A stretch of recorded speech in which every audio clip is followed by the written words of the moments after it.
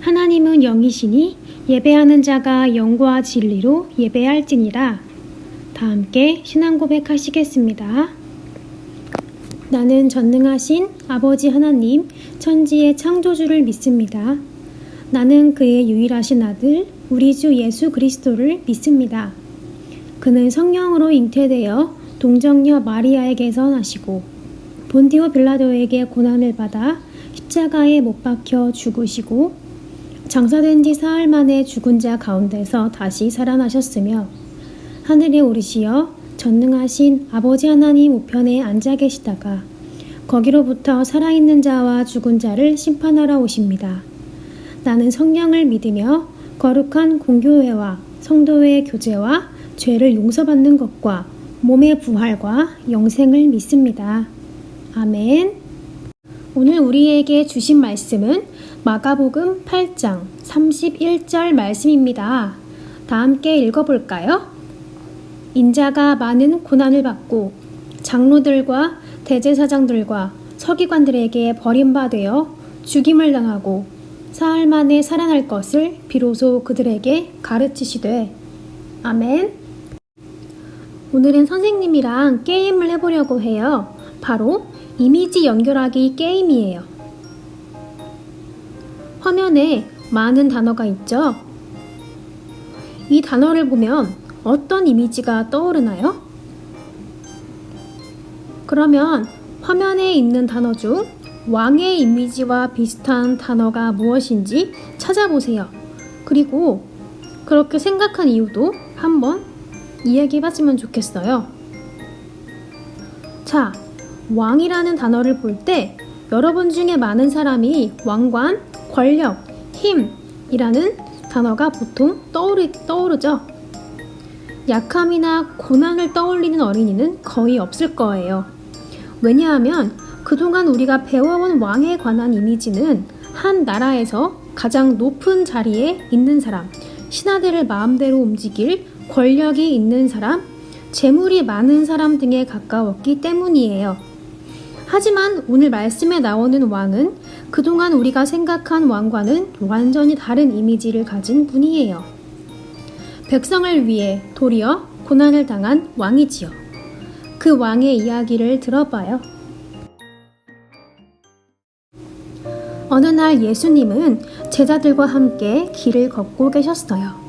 그런데 갑자기 예수님이 멈추어 서시더니 제자들에게 질문을 하셨어요. 사람들이 나를 누구라 하느냐? 그러자 제자들이 대답했어요. 어떤 사람은 세례 요한이라고 하고 또 어떤 사람은 엘리야와 같은 선지자라고 말합니다.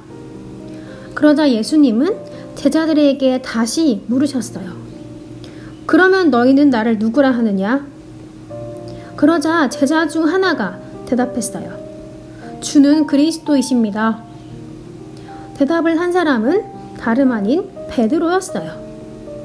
그리스도는 기름 부음을 받은 자라는 뜻이에요. 히브리어로는 메시아라고 하지요. 예로부터 이스라엘에서는 왕을 임명할 때 머리 위에 기름을 부었어요. 그러니 예수님이 그리스도라는 베드로의 말은 곧 예수님이 왕이시라는 뜻이에요. 베드로는 구약의 수많은 선지자가 예언한 메시아가 예수님이라는 것을 알고 있었어요. 그래서 누구보다 먼저 예수님을 그리스도로 고백할 수 있었지요. 하지만 이런 멋진 고백을 한 베드로도 예수님이 어떤 방법으로 세상을 구원하실지는 알지 못했어요. 이는 예수님의 이야기와 베드로의 대답에서 잘 드러나요. 베드로의 대답을 들으신 예수님은 자신의 이야기를 아무에게도 말하지 말라고 제자들에게 경고하셨어요. 그리고 그들에게 말씀하셨지요. 나는 많은 고난을 받고 장로들과 대제사장들 그리고 율법 학자들에게 버림을 받게 된다. 그들의 손에 죽었다가 사흘 뒤에 살아날 것이다. 이 말씀은 예수님이 자신의 순환과 부활을 처음으로 제자들에게 알려주신 거예요. 말씀을 들은 베드로는 예수님을 꼭 붙들고 예수님에게 항의했어요.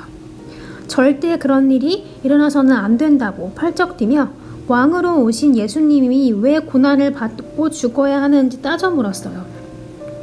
누군가는 그가 왜 이토록 격하게 예수님에게 따져 물었는지 의아해할지도 몰라요. 그러나 베드로로서는 당연한 반응이었지요. 당시 사람들이 기대한 왕은 모든 전쟁을 승리로 이끌고 백성들을 지킬 강인한 모습이었거든요. 모든 사람이 지켜야 할 왕이 고난을 받고 죽음에 이르다니. 아무리 예수님의 말씀이라 하더라도 베드로는 받아들일 수 없었을 거예요. 예수님은 그런 베드로를 꾸짖으며 말씀하셨어요. 사탄아, 내 뒤로 물러가라. 너는 하나님의 일을 생각하지도 않고 사람의 일만 생각하는구나. 베드로는 예수님의 죽음을 말도 안 되는 일이라 여겼을 뿐인데 예수님은 베드로를 사탄이라고 부르셨어요. 여러분의 생각에는 베드로의 반응이 예수님에게 사탄이라고 꾸짖음을 당할 만큼 잘못됐다고 생각하시나요?